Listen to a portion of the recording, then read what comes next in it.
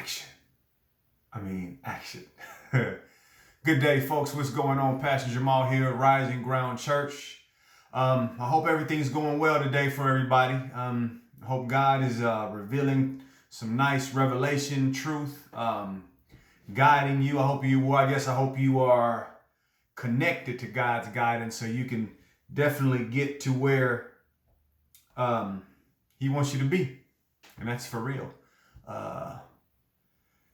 This is it's a nice day outside here. I don't know what I was getting ready to say while I paused, but nonetheless, what's up? So we're getting ready to do, we're going to go into some discussions on marriage. LaShondra and I both. We'll start individually, where today I'm specifically addressing men. She'll be specifically addressing women when she, gets into her groove there. And then we'll come together, to kind of top this thing off. So this whole thing is going to be around marriage. There are a lot of people's hearts tuned, to that particular thing. Rightfully so, I guess. But man, it's amazing how many people want to be married. Rightfully so. Rightfully so, though. Sometimes when you think you're alone, it can feel like, man, I remember before I got married, oh my God, I thought I was never going to get married. It was just a lot of stuff. You know what? I don't know why. Well, yeah, I do. I know God has a specific moment, a rendezvous, if you allow Him to guide you to the person that you are supposed to be with for all of those good reasons. So I know that I met her at a specific moment, at a crossroads, literally a crossroads, and it was supposed to be.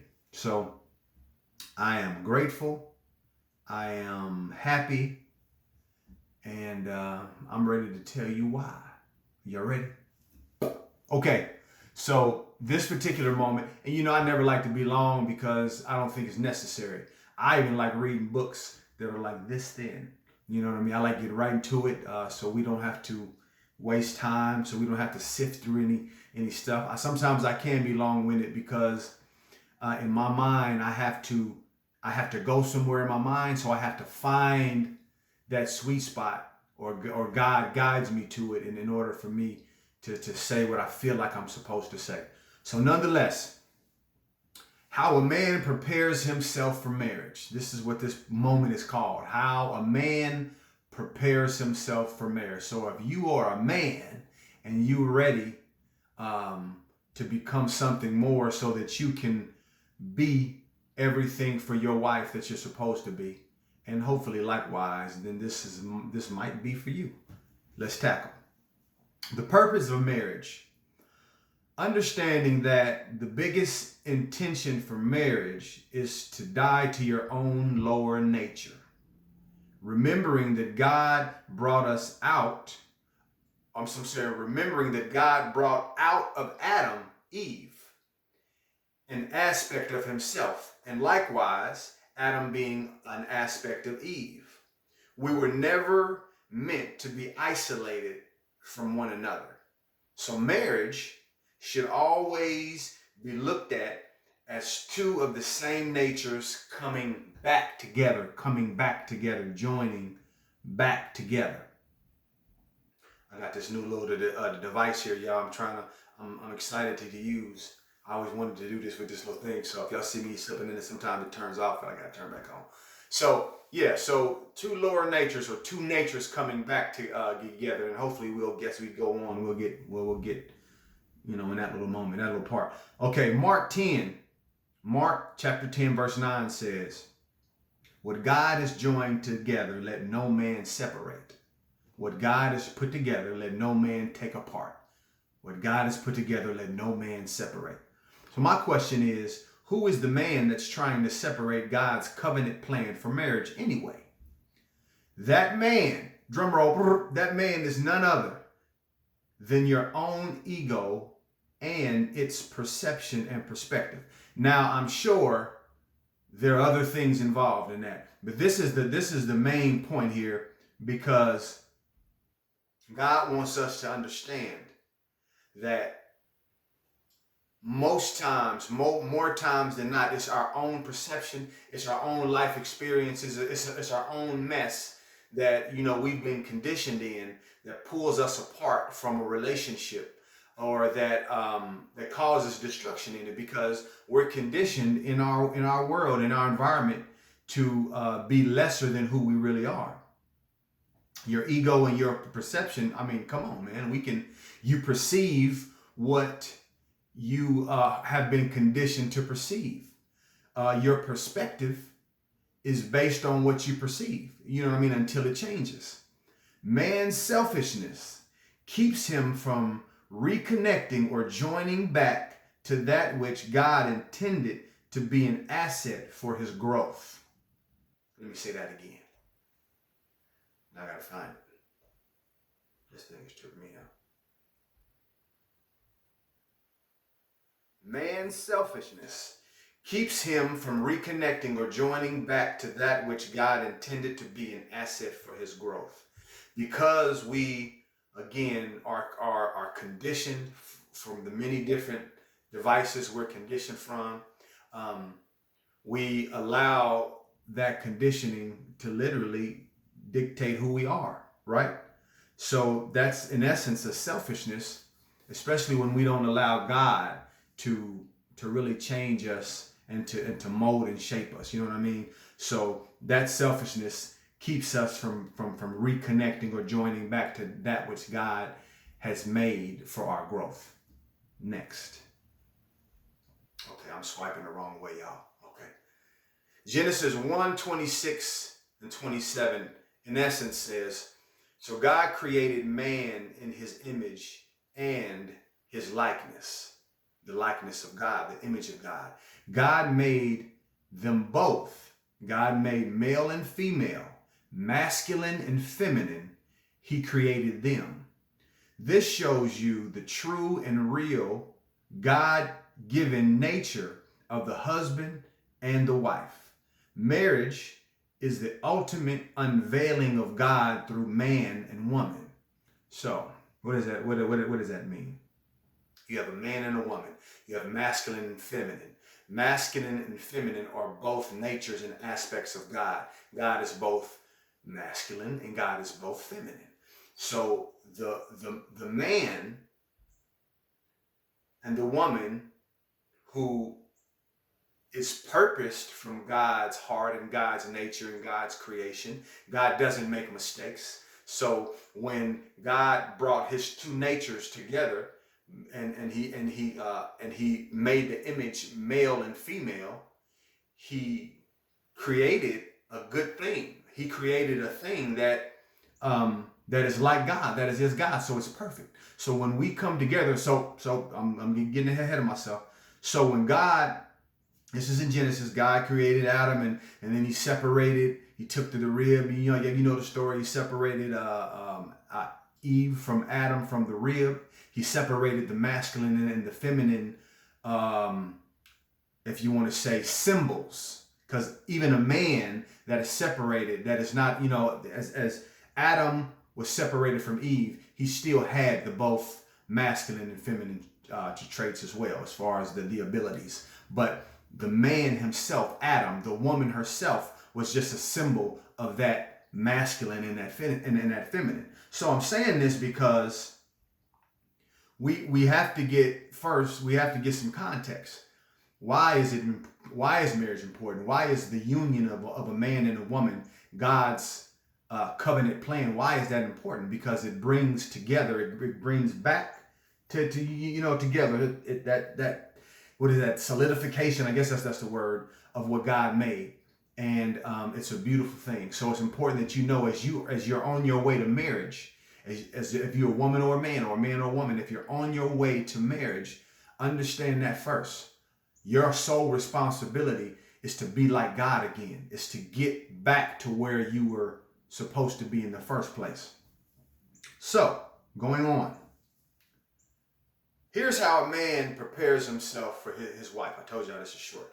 Here's how a man prepares himself for his wife. First, the man should learn how to be guided by the Spirit all the time. You have to, the man, period, man or woman, you have to learn how to be guided by God. We call it divine flow. You have to ride the current or the wave of the plan of God that takes you into all of the corners and the places and the spaces where your breakthroughs, where your blessings are, where your everything is a blessing, even though it doesn't feel like it. Because when you're training to win something, to become something, that training, man, that training is harsh, sometimes, but it's a blessing in the end, right? So we got to learn how to allow God to guide us in those sweet spaces. Allowing God's Spirit, sorry, y'all, this is getting on my nerve. Allowing God to bring him, to bring the male, to bring you and your future wife together to meet. That's what the Spirit does. That's first. You allow God to give you the gift. A lot of times, man, we run out here and we are trying to marry all kind of folks. You know what I mean? And there is a person specifically destined for you. And you got to get it. You got to understand that. And you got to be patient if patience is required in that thing. Because I know stories and I know people who have literally found their spouse in a week after looking. I mean, it's amazing to me. But God's plan is God's plan still. Next, ask God to prepare your life. Ask God to prepare you for a covenant growth. For covenant growth. Hold on. I'm trying to say that right. Ask God to prepare you for a life of covenant growth unto Him by dying to your lower nature and its desires to want power and authority in a relationship or in your relationships. It is so easy for us to get caught back up, man, in the stream, in the swing, in the momentum of how we've been conditioned. We don't like for people to make us feel weak. We don't like, especially men. We don't like, man, now you can't even say that. I know so many strong-willed women. It's nuts, but that's cool. So we don't like to feel weak. We don't like to feel out of place. We don't like to feel threatened. We don't like to feel anything that makes us feel lesser than we want to feel. So these are all aspects of your lower nature. They're not God. God doesn't move or act that way. So it's key for us to understand that as you go into a covenant relationship, as you're going into a marriage, as you're preparing yourself, you have to know and consider that you're getting ready to go into a situation that's going to test everything that you think you are. But the purposes, though, are to unite you back to who you truly are. And we can't really get there unless we're challenged and unless we're tested. And God has a specific character and nature. So if your character and nature is not lining up with the character and nature of God, which is love, peace, joy, faithfulness, gentleness, meekness, kindness, all of these things, then faith, then all of these things are useless. They're useless because our goal is to get back to who we are.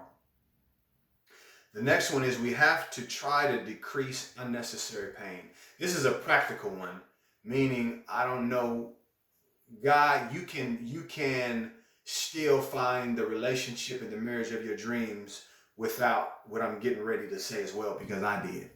But nonetheless, it's still a wisdom. Unnecessary pains could be unhealthy lifestyles and habits. We do things that are not really good for our bodies, are not good for our spirits. Whatever those things are, you probably know them. So there are habits, unhealthy, that you are or have created as a lifestyle that can create a bad point in your relationship, in your marriage, as you're trying to break it. So you can literally go into a marriage with some of these things already dealt with. Another one is poor financial habits. They say that this is not true, but nonetheless, we have made it true. They say that divorce, the number one key to divorce is money, lack of finances. Not true. However, most of us have been conditioned in this world to want what we want when we want it. We don't like to struggle. We don't like to do anything, of that type or that kind. So when you connect yourself in a relationship and it's unbalanced, maybe somebody's good at that and the other one's not, you can create unnecessary moments because you're going to always have to grow. You're going to always be growing. You're going to always be challenged by God to go higher and higher and higher. But sometimes those challenges can be eliminated. Let's take me and my wife. We've been married for almost 20 years, be 20 years in June. And towards the beginning of it, we got our first house and we were excited about it. And then we started making decisions that we didn't have to make. And as a result of those decisions, we lost our home. And we lost our home and we got thrown into or thrusted into, a whole new whirlwind of experiences that we didn't have to have. Nonetheless, I will say, if we didn't have them, we wouldn't be where we are now. So God definitely uses what they say the enemy, what the enemy tries to make for bad or makes for bad, God uses for your benefit. So that's real and that's true, y'all. So that's it, man. That's really all I wanted to do right now. That's part one. I don't know what God is going to have me to say for part two or next before me and her get together. But just know that as you are here preparing yourself to be a husband, you got to learn how to be guided by the Spirit. You got to allow God to bring to you or you to her your spouse, the person that you're supposed to be with. You got to ride divine's flow current into places where the true sweetness of life really happens. You have to ask God to prepare you for the growth that you're going to have to deal with. Some people say sacrifices that you're going to have to deal with as you break down your old nature, as she breaks down her old nature, and y'all come together as one. And just kind of smooth over those edges, because they can be smoothing over, you know what I mean? Smoothed over, smooth. Anyway, you know what I'm saying. And again, try to decrease unnecessary struggles or unnecessary pains. That's all I got, y'all. Pastor Jamal, Rising Ground Church. I hope it made sense. Please respond if you have any questions. This ministry, again, is a ministry of kindling. We work best off of questions. When people need to know something, when they want to know something, when they have a real question that's on their heart, man, be courageous enough to get it, because that's where your breakthrough is, literally. And if it's not us, ask somebody else. You know what I mean? It's all about getting you higher and taking you to where God really, really, really intended you to be, and that God sees that you are. That's all I got, y'all. Pastor Jamal, I'm out.